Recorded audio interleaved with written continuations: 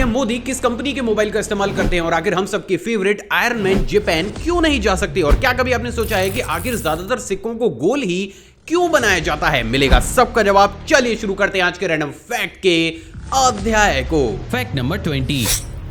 क्या आपको पता है कि जापान के द्वारा बनाई जा रही मैकलेव L0 ट्रेन इंसानी इतिहास की अभी तक की बनाई जा रही सबसे ज्यादा फास्ट स्पीड से चलने वाली ट्रेन है, जिसकी की maximum speed 602 kilometre per hour के आसपास है। तो ये तो बात हो गई नॉर्मल फैक्ट की। अब बात करते हैं कुछ एक्सक्लूसिव चीज की। दोस्तों अभी आपकी स्क्रीन पर आपको जो वीडियो दिख रही है उसे दुनिया की सबसे फास्ट ट्रेन को मैक्सिमम स्पीड पर ट्रायल के दौरान चलाकर रिकॉर्ड किया गया है और इसे देख आप इस ट्रेन की लाइटनिंग फास्ट स्पीड का अंदाजा बेहद ही साफ तौर से लगा सकते हैं। सच में धमाकेदार। Fact number 19। जैसे कि हम सभी जानते हैं कि इस पूरी दुनिया के सबसे पहले रोबोटिक स्टाफ वाले रेस्टोरेंट को साल 1983 में यूएसए में बनाकर तैयार किया गया था, लेकिन बस प्रॉब्लम इतनी सी है दोस्तों कि ऐसा गूगल का मानना है, मेरा नहीं। मिलिए इस पूरी दुनिया के सबसे पहले रोबोटिक स्टाफ वाले रेस्टोरेंट से, जिसको कि साल 1983 में नहीं बल्कि साल 1968 में जापान में खोला गया था। बट अनफॉर्चुनेटली क्योंकि ये रेस्टोरेंट महज 2 साल के अंदर ही बंद हो गया, तो इस अमेजिंग से रेस्टोरेंट को कभी भी दुनिया के सबसे पहले रोबोटिक स्टाफ वाले रेस्टोरेंट के वर्ल्ड रिकॉर्ड से सम्मानित नहीं किया गया, जो चीज वास्तव में गलत और अजीब दोनों है। Fact number 18। क्या आपको पता है कि हमारे देश भारत में एक ऐसा शख्स भी मौजूद है जो कि पिछले 45 सालों से अपने एक हाथ को हवा में उठाए हुए है। मिलिए अमर भारती से, जिन्होंने एक दिन अचानक से ही खुद से प्रॉमिस किया कि वो अब अपने हाथ को कभी भी नीचे नहीं लाएंगे। एंड गेस व्हाट, अपने इसी प्रॉमिस को निभाते हुए इन्होंने पिछले 45 सालों से अपने एक हाथ को कुछ इस तरीके से इसी पोजीशन में हवा में उठाए रखा है और यही वो कारण है जिसके चलते हुए प्रेजेंट डेट में अब इनके स्किन टिश्यूज और उस हाथ का डेवलपमेंट भी नॉर्मल कंडीशन से कुछ अलग, कुछ इस तरीके से अजीब सा हो गया है। और वास्तव में भले ही ये एक वर्ल्ड रिकॉर्ड हो, लेकिन ये चीज अपने आप में अजीब जरूर है। Fact number 17। दूसरी सीरीज में मैंने आपको बेहद ही अमेजिंग आर्टिस्ट तो दिखाई ही हैं और उसी की तर्ज पर आज मैं आपको एक ऐसा आर्टिस्ट दिखाने वाला हूं जिसकी आर्ट देख आप भी अपने दांतों तले उंगलियां जरूर दबा जाएंगे। मिलिए लंदन के आर्टिस्ट बेन कोरासेविक से, जो कि अपनी आर्ट को कुछ इस तरीके से बेहद ही परफेक्ट एंगल और पोजीशन पर नेल्स को ठोककर उनके ऊपर थ्रेड की मदद से कुछ इस तरीके से बनाकर तैयार करते हैं और यही वो कारण है जिसके चलते हुए इन्हें महज एक पेंटिंग बनाने में लगभग 19,000 नेल्स और 800 घंटों का समय लगता है। सच में अविश्वसनीय। Fact number 16। दोस्तों अगर आपने कभी भी प्रोफेशनल कैमरा का इस्तेमाल किया होगा या किसी को भी करते हुए देखा होगा तो आपको इस बात का तो अंदाजा जरूर होगा कि अगर हमें किसी दूर की चीज को कैप्चर करना होता है तो हमें हमारे कैमरा को जूम करना पड़ता है, लेकिन क्या कभी आपने इसी जूमिंग प्रोसेस को एक बेहद ही यूनिक अंदाज में देखा है? नहीं तो चलिए आज मैं आपको कुछ दिलचस्प दिखा ही देता हूं। दोस्तों अभी आपकी स्क्रीन पर आपको एक प्रोफेशनल कैमरा की जूमिंग एक्सरे वीडियो को दिखाया जा रहा है, जिसमें आप बेहद साफ तौर से ये देख सकते हैं कि कैसे कैमरा की इक्विपमेंट जूमिंग कंडीशन में अपनी पोजीशन को चेंज करते रहते हैं। तो आप ये कह सकते हैं कि आज आपने एक सिंपल सी चीज को एक बेहद ही यूनिक अंदाज में तो जरूर देखा है। Fact number 15। क्या आपको पता है कि यूएसए में हर साल एक ऐसे दिन को भी सेलिब्रेट किया जाता है जिसको कि मनाने की ख्वाहिश हर एक दिल जले आशिक को जरूर होगी। असल में दोस्तों इस दिन को टैक्स योर एक्स डे के नाम से जाना जाता है, जिसे कि हर साल 30 अक्टूबर को मनाया जाता है। अमेजिंग बात यह है दोस्तों कि इस दिन लोग अपनी एक्स गर्लफ्रेंड या फिर बॉयफ्रेंड को टेक्स्ट करके अपनी सेल्फ रेस्पेक्ट को साइड में रखते हुए उन पर पूरे ही तरीके से अपनी भड़ास निकाल सकते हैं। अमेजिंग बात यह है दोस्तों कि सिर्फ ऐसा करने से ही इसी दिन यूएसए में बहुत से लोगों का स्ट्रेस लेवल काफी ज्यादा कम हो जाता है। तो अब कौन कौन 30 अक्टूबर का बेसब्री से इंतजार कर रहा है, कमेंट करके जरूर बताइएगा। Fact number 14।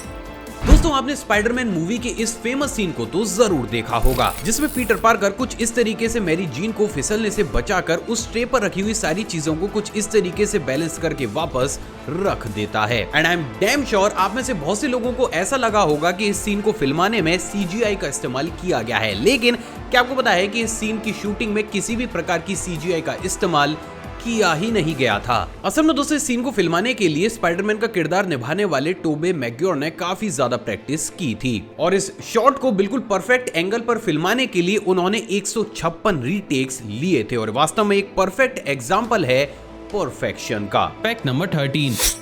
क्या आपको पता है कि अभी हाल ही में हमारे देश भारत में नेवी डे के अवसर पर वेस्टर्न नेवल कमांड में मुंबई के नेवल डॉकयार्ड पर दुनिया के सबसे बड़े राष्ट्रीय ध्वज का कुछ इस तरीके से प्रदर्शन किया गया है। अमेजिंग बात यह दोस्तों कि इस तिरंगे की लंबाई 255 फीट जबकि चौड़ाई 150 फीट है। तो वही दोस्तों बात अगर इसके वजन की जाए तो इसका वजन 1400 किलो है और ये चीज अपने आप में एक रिकॉर्ड है। तो माय इंडिया आर्मी इस अमेजिंग फैक्ट पर इस वीडियो पर एक लाइक तो बनता ही है। Fact number 12। क्या आपको पता है कि बार्सिलोना की म्यूजिशियन खावियर लोजानो इस पूरी दुनिया के इकलौते ऐसे शख्स हैं जो कि हर एक चीज को एक फ्लूट में कन्वर्ट कर देते हैं। असल में दोस्तों खावियर को एयर फ्लो की इतनी अच्छी जानकारी है कि ये किसी भी एक सीढ़ी, टायर और यहाँ तक कि खाने पीने की चीजों में भी परफेक्ट एंगल पर होल करके उन्हें एक फ्लूट में कन्वर्ट कर देते हैं। और यही वो कारण है जिसके चलते हुए इस कैटेगरी में इनके नाम एक अमेजिंग से वर्ल्ड रिकॉर्ड को भी किया गया है। मतलब अब इस टैलेंट के क्या ही कहने। Fact number 11। क्या आपको पता है कि ऑलमोस्ट सभी अफ्रीकन कंट्रीज में हमें जगह जगह पर कुछ इस तरीके की बैम्बू टावर्स देखने को मिलती हैं। लेकिन आखिर इन कंट्रीज में इन टावर्स का क्या काम? असल में दोस्तों इन कंट्रीज में पीने के पानी की समस्या बहुत बड़े स्केल पर फैली हुई है, जिसके चलते हुए इन तरीके की टावर्स को पॉलिएस्टर मैश की मदद से बनाया जाता है। अमेजिंग बात यह है दोस्तों कि इन तरीके की टावर्स हवा में मौजूद मॉइस्चर को एब्जॉर्ब करके महज एक दिन के अंदर लगभग 80 से 100 लीटर तक के फ्रेश और क्लीन वाटर को कुछ इस तरीके से स्टोर कर सकती है। और यही वो कारण है जिसके चलते हुए इन कंट्रीज में हमें इन तरीके की टावर्स बहुत बड़े स्केल पर देखने को मिलती हैं। क्या इस चीज को इंडिया में भी लाना चाहिए? आप अपनी राय कमेंट सेक्शन में जरूर दीजिएगा। Fact number 10।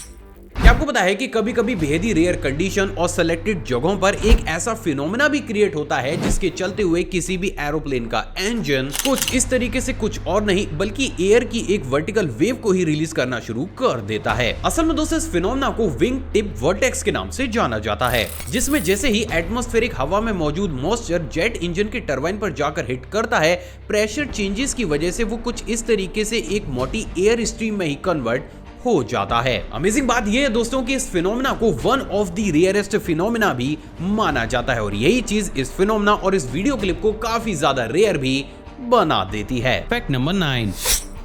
दोस्तों अगर मैं आपसे कहूं कि आपके घर में अचानक से ही कोई स्नेक निकल आए तो आप क्या करेंगे? ऑब्वियसली आप उसको पकड़ेंगे। लेकिन क्या आपको पता है कि इसी पकड़म पकड़ाई के चक्कर में अभी हाल ही में मैरीलैंड के एक शख्स का 13 करोड़ रुपए का घर जलकर खाक हो गया। असल में दोस्तों अभी हाल ही में मैरीलैंड के एक शख्स ने जैसे ही एक स्नेक को अपने घर में देखा, उसने उसे पकड़ने की बजाय उसके ऊपर एक जलते हुए कोयले को ही फेंक दिया, जिसके बाद वो सांप मरा या फिर नहीं ये तो किसी को भी नहीं पता। हाँ, पर उसका घर कुछ इस तरीके से चंद ही मिनट्स में जलकर खाक जरूर हो गया। वाह रे फूटी किस्मत। Fact number 8।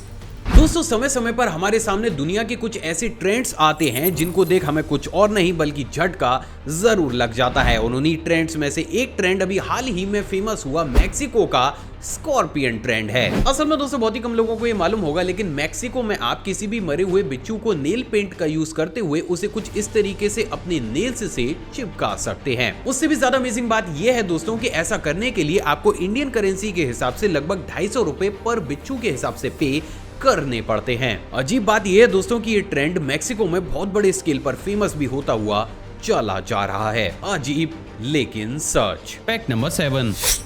क्या आपको बताया कि अभी हाल ही में रशियन आर्मी के द्वारा इस पूरी दुनिया में सबसे पहली बार स्पाई रॉक्स को भी बनाकर तैयार किया गया है। असल में दोस्तों ये बेहद ही एडवांस्ड टाइनी रोबोट्स होते हैं जिनको कि कुछ इस तरीके से बेहद ही रियलिस्टिक वे में एक रॉक की शेप में ही डिजाइन किया जाता है। उससे भी ज्यादा अमेजिंग बात यह है दोस्तों कि ये टाइनी रॉक्स ना सिर्फ दुश्मनों की एक्टिविटी पर नजर रखने का काम करती हैं, बल्कि ये बेहद ही आसानी से सिर्फ एक कमांड पर उनका खात्मा भी कर सकती हैं। और यही चीज रशियन आर्मी को दुनिया से कुछ अलग बेहद ही खास भी बना देती है। क्या इस टेक्नोलॉजी को इंडियन आर्मी में भी लाना चाहिए? आप अपनी राय कमेंट सेक्शन में जरूर दीजिएगा। Fact number 6।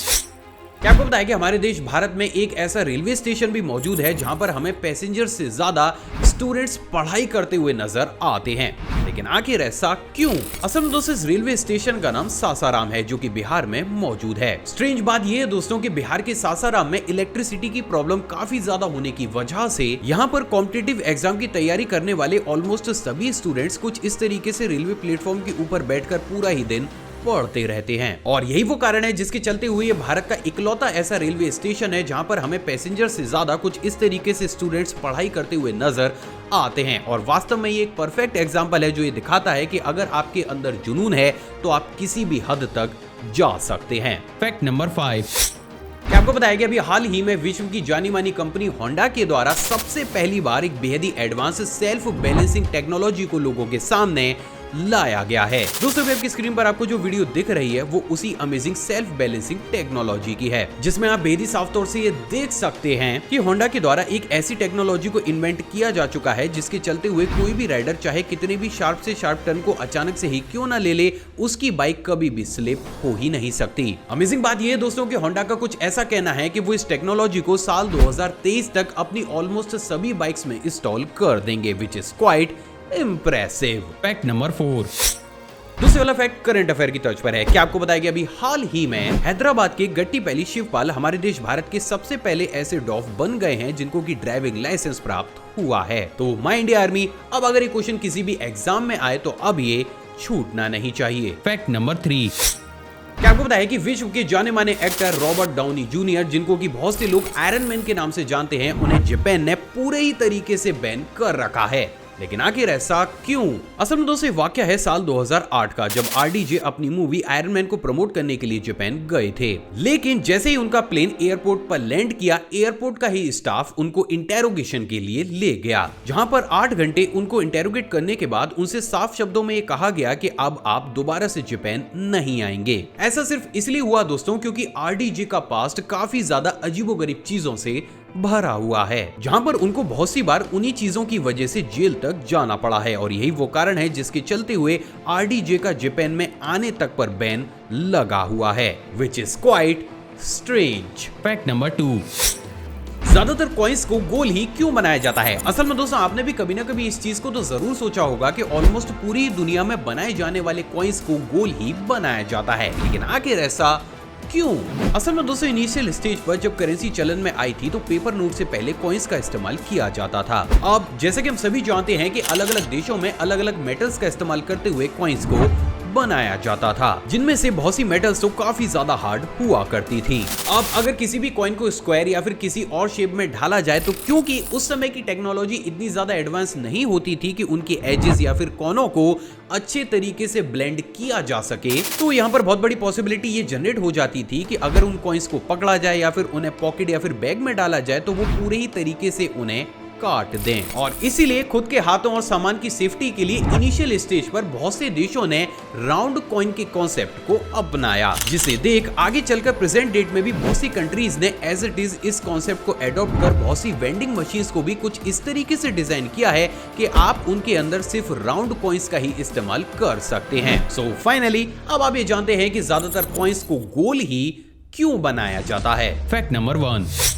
पीएम मोदी किस कंपनी का मोबाइल इस्तेमाल करते हैं? असल में दोस्तों आपने भी कभी ना कभी इस चीज को तो जरूर सोचा होगा कि हमारे देश के पीएम आखिर किस कंपनी के फोन का इस्तेमाल करते हैं और क्यों? असल में दोस्तों आपने हमारे बहुत से पीएम या फिर करंट पीएम मिस्टर मोदी की भी बहुत सी ऐसी फोटोग्राफ्स को तो जरूर देखा होगा जिनमें उनके हाथ में आईफोन आपको नजर आया होगा। लेकिन ट्विस्ट ये है दोस्तों कि आईफोन मिस्टर मोदी का पर्सनल फोन नहीं होता, क्योंकि इन फोन्स को स्पेशली अलग अलग इवेंट्स के लिए फोटोज को क्लिक करने के लिए रखा जाता है। तो फिर सवाल तो ये है कि अगर मिस्टर मोदी आईफोन का इस्तेमाल नहीं करते तो वो किस कंपनी के फोन का इस्तेमाल करते हैं? असल में दोस्तों ऑलमोस्ट सभी देशों के पीएम रेक्स यानी कि रेस्ट्रिक्टेड एरिया एक्सचेंज नाम के एक स्पेशल सैटेलाइट फोन का इस्तेमाल करते हैं, जिसके अंदर कुछ ऐसे स्पेसिफिक सॉफ्टवेयर्स को डाला जाता है जिसके चलते हुए उन्हें ट्रैक या फिर हैक करना नेक्स्ट टू इम्पॉसिबल होता है। साथ ही साथ उस देश की बड़ी बड़ी एजेंसीज 24/7 उस फोन पर निगरानी रखती हैं ताकि उस फोन से किसी भी प्रकार की कॉल डिटेल्स या फिर डेटा को लीक ना किया जा सके। और ऐसा करना काफी ज्यादा इंपॉर्टेंट भी होता है क्योंकि किसी भी देश के पीएम के ऊपर उस देश की सेफ्टी की काफी बड़ी जिम्मेदारी भी होती है। अब दोस्तों बात अगर भारत की जाए तो भारत में इस तरीके के स्पेशल फोन को भारत इलेक्ट्रॉनिक्स लिमिटेड के द्वारा बनाकर तैयार किया जाता है और भारत के ऑलमोस्ट सभी प्राइम मिनिस्टर अपने कार्यकाल के दौरान इसी फोन का इस्तेमाल करते हैं। सो फाइनली अब आप ये भी जानते हैं कि मोदी जी किस कंपनी के फोन का इस्तेमाल करते हैं। दोस्तों किसी ने खूबी कहा है कि प्यारो ज्ञान जितना ज्यादा बांटा जाए उतना ही कम है, तो इस वीडियो को दिल खोलकर लाइक, शेयर और कमेंट जरूर कीजिएगा। आप चाहें तो मुझे इंस्टाग्राम पर भी फॉलो कर सकते हैं, वहां भी मैं शॉर्ट फैक्ट्स और बैक स्टेज मोमेंट्स को टाइम टू टाइम शेयर करता रहता हूं। साथ ही साथ अपनी नॉलेज को और ज्यादा बूस्ट करने के लिए आप इस प्लेलिस्ट को भी चेकआउट कर सकते हैं। जय हिंद।